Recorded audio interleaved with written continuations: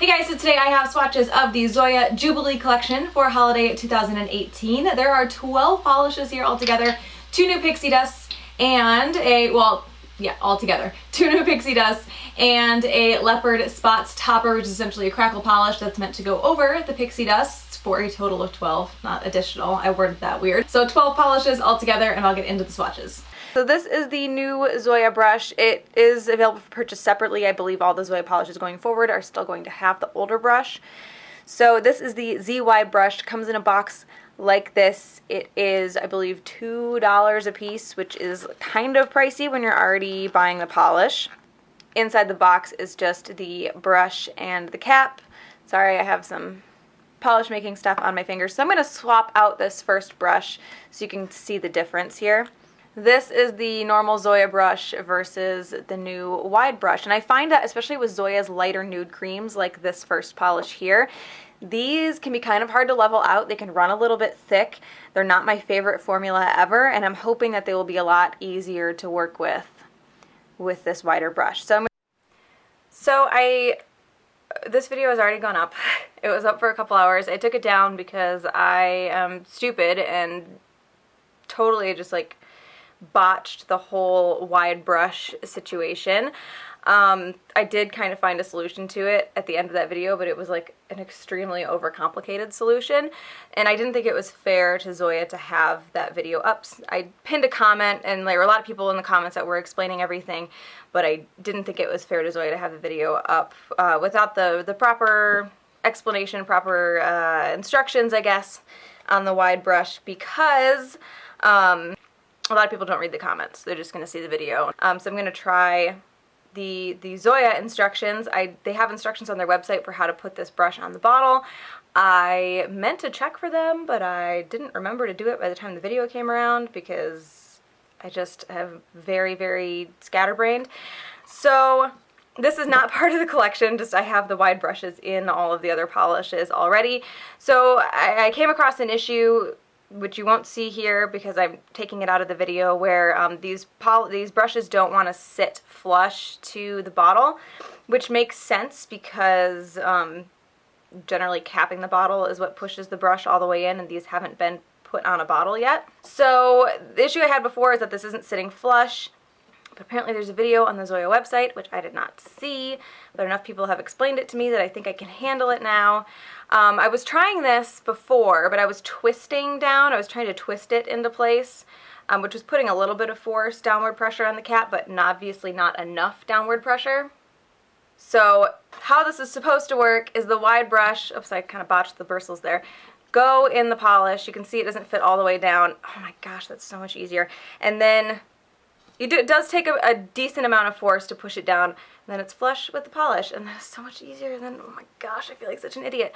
Okay, so the people that were really pissed about me messing this up, if it makes you feel any better, it did just mess up my hard-boiled eggs getting distracted by the whole situation. They're like way overcooked now. But anyway, that is how the wide brush goes in the bottle and works. You will only see one polish swatched with the wide brush in this video because the video is already done. So if you hear me mentioning the brush not sitting flush with the bottle or anything like that in the video, this is kind of to try to remedy that situation that I created. So on to the swatches. So the first polish is called Leigh, and this is a light peachy nude shade. I am going to apply this one with the wide brush just because I already got this polish all over 2 of those brushes by testing them out. I will say, after doing my swatch pictures with the thinner brush, this goes on way better with a wide brush. I found that with the thinner brush in this polish, because it is a little bit on the thick side, it was kind of hard to level out, but it's so much easier with this wide brush.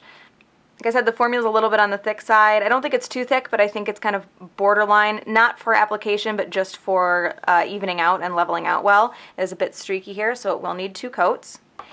As far as the wide brush issue goes, I do believe that the polish was sealed properly. It's just that the cap didn't go all the way down, which is just really ugly, and I don't like it. So if you don't care about aesthetic like that, then obviously the wide brushes would still work for you, but I think for most people they're going to want the polish to look like it's closed. So I do think that's a bit of a deal breaker, especially when they are $2 a piece. So here is 2 coats with that wide brush. Again, I really am bummed about how that fits in the bottle because I do like the brush itself better, especially for these lighter nudes. This does cover completely in 2 coats, and it does dry pretty shiny, but obviously I'm going to recommend top coat anyway. So that is 2 coats of Leigh. The next polish is Carson, and this is a like slightly dusty, nudie pink. It's a hard one for me. And I'm going back to the normal Zoya brush with this one. This one covers pretty well on the first coat, but just has a few lighter spots, or I guess they're darker spots for this polish. Definitely a bit of a change going from one brush to the other, and there's hair in there. That's gross. That's not mine, but it's probably one of my cats. And good formula on this one as well. It's a little bit thinner than the last one, so it does level out a bit better. So this one does cover completely in 2 coats. And I do feel like it dries just a slightly darker than it applies, not too much. And it does dry pretty shiny as well.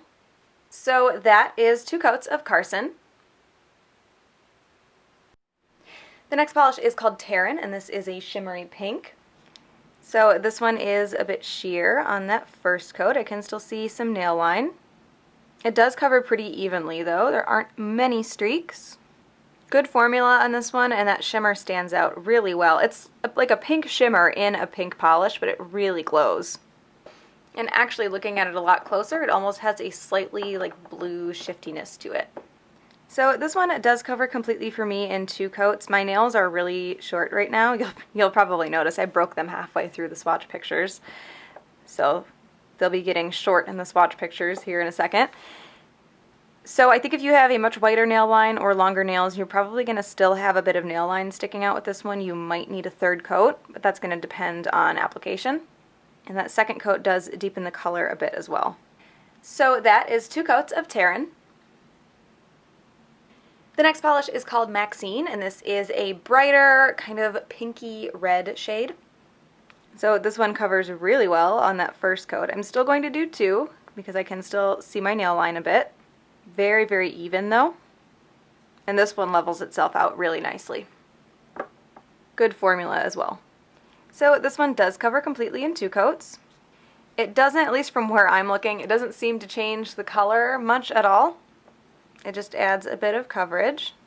Sometimes I say things that like the actual footage totally does not back up. That happened in my SEU winter collection video. The lights and the camera and stuff pick up stuff that I don't see in person sometimes when I'm actually doing these. So this one looks completely opaque to me right now. I think it is.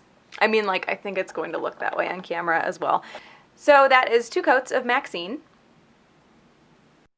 The next polish is called Astrid, and this is a super sparkly, super reflective gold kind of glass fleck polish. This is an exact dupe for OPI's Goldeneye, which is very exciting. Well, close to an exact dupe. The only real difference is that Astrid is much more dense and a lot easier to build up. So here I have some swatch sticks. This is 3 coats of OPI's Goldeneye over here and Zoya's Astrid over here. Now these are on clear swatch sticks, which are harder to build up than an actual nail because they're clear, but you can see that they are, I guess they don't look like the same color in the swatch sticks. That they are the same color. I just wasn't going to put like 5 coats of Goldeneye on a swatch stick because I'm hoarding that bottle. So you can see it's still a bit sheer here with 3 coats, but pretty opaque here with 3 coats of Astrid.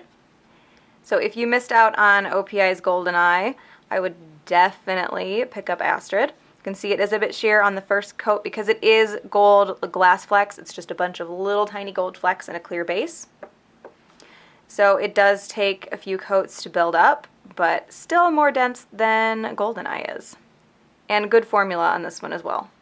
So this one is starting to build up on that second coat. You could probably get away with 2 with this one. I'm weird about gaps sometimes between flakies, so I'm going to add that 3rd because a 3 isn't a huge deal to me, just to build it up the rest of the way. And these are little flakies, so they're not going to be like a glitter. They won't be textured at all. You'll probably have them stick to the skin when you're removing the polish, but they won't have to be scrubbed off. So this one does cover completely in 3 coats. It's going to be a 2 or 3 coater, just depending on your preference. I like it better in 3. I think it makes it a bit more think it makes the gold look a little bit better. How about that? Couldn't think of the right word. And you will want top coat, but you will not need top coat to smooth it out because it's going to dry flat on its own. So that is 3 coats of Astrid, again an exact dupe for OPI's Golden Eye. The next polish is called Allison, and this is a medium pink cream. So this one also covers really well on that first coat. I can make out a little bit of nail line, but not much. It does cover very evenly. I feel like it's looking a little bit lighter on camera than it is in person, so I am anticipating that deepening a bit with the second coat. And good formula on this one also. So this one does cover completely in 2 coats. It was really close in 1 coat as far as opacity goes, but you can see that second coat does deepen the color a bit. I could just see a little bit of nail line on that first coat, but not a ton. And this one also does dry pretty shiny. So that is 2 coats of Allison. The next polish is, I don't know, Chiara. I'm not sure. I feel like Chiara sounds better, but that's not what it looks like. So this is a kind of like, I don't know, medium to dark grapey purple cream. So this one also covers really well on the first coat. I can see some streaks. It's just a bit uneven still. This one also levels itself out really nicely. I feel like it's just those lighter nude shades from Zoya that I have a problem getting them leveled out. And I will say that using that wide brush, because the very first polish, what was that, Leigh, was the one that I had trouble with when I did my swatch pictures. I used the regular brush. Using that wide brush pretty much eliminated that issue altogether. I just don't like how those caps fit. So this one does cover completely in 2 coats. That second coat does cover up those few lighter spots that I had. And this one also dries pretty shiny, but I'm going to recommend top coat anyway. I feel like this looks a little bit darker and a little bit more blue on camera. It's hard to tell because I'm just looking at a viewfinder and it might look completely different once I get it on the computer, but it's not, doesn't look like it's showing up perfectly true to color. I'll see what I can do in editing. So that is 2 coats of, I'm going to call it Chiara. The next polish is called Danica, and I could have sworn that there was already a Zoya nail polish called Danica, but apparently not. And this is a darker teal cream. So this one is very opaque on that first coat, not 100% though. There are still some light spots. I have this big drip on the stem trying to come down. And this one also levels itself out pretty nicely. So this one does cover completely on 2 coats. That second coat deepens the color a bit and then evens everything out. Again, I might just be looking weird at the viewfinder. This also looks very dark on camera. I don't know if it's going to look that way on the computer, but it's not one of those almost black shades, which it's kind of looking like to me on the viewfinder. It's definitely very clearly a teal. So that is 2 coats of Danica.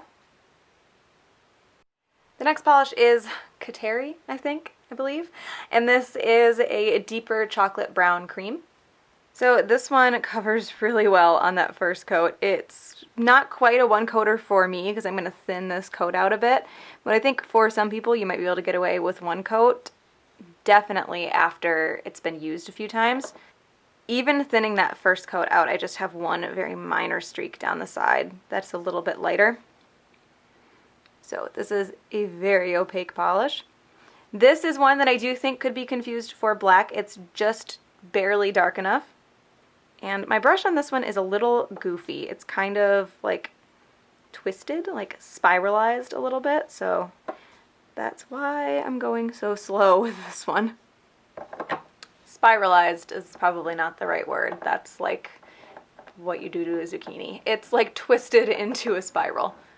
So this second coat is going to cover up just some very, very minor streaks that I had. I think if I was painting my nails normally with this and not on camera, where I could really like hover over my hand, because I paint my nails with my face like an inch from my hand, I would probably be able to get this in 1 coat. I think most people, if they don't mind just doing 1 coat, will be able to use this as a 1-coater.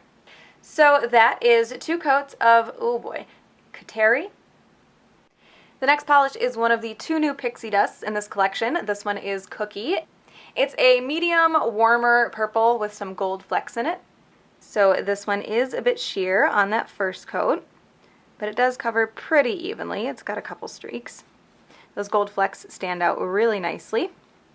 And good formula on this as well. It's not thick at all. The brush is going to be a little like, I don't know, like bulked up with the actual texture particles. So the brush will be a little bit bigger and it might like look like the polish is a bit thick, but that's just the way the brushes end up being on texture polishes, because that grittiness gets in there and puffs them up a little bit. So this one does cover completely in 2 coats. You can see that second coat deepens the color, and then you can see on the dried coat that texture there. With texture polishes, you tend to need a little bit thicker of a second coat than you do the first, kind of like a glitter, just because there's bumps and ridges in the texture that the polish needs to fill in, so it kind of eats the second coat a little bit, just like a thicker glitter will eat a top coat. So you do need a little bit thicker glitter. A chunky glitter will eat a top coat. I guess any glitter would eat a top coat. You get what I mean. So, like I was saying, you do need a little bit thicker of a second coat just to make sure that you can get the whole nail covered. So I'm going to let this dry completely so you can see the texture finish. So that is 2 coats of Cookie fully dried down. So the next polish is the Leopard Spots Topper. This is essentially a crackle polish that Zoya says is to go over the pixie dust polishes. I have pictures of this over both of the pixie dusts, but I'm going to put it over Cookie because it's a lighter color and it stands out a little bit better for the video. There will be pictures over both. Now this polish comes with the wide brush on it, and I don't know if you can see, but the little clear plastic section is pushed far enough into the cap that this one does close completely, so still not really sure what's going on with that.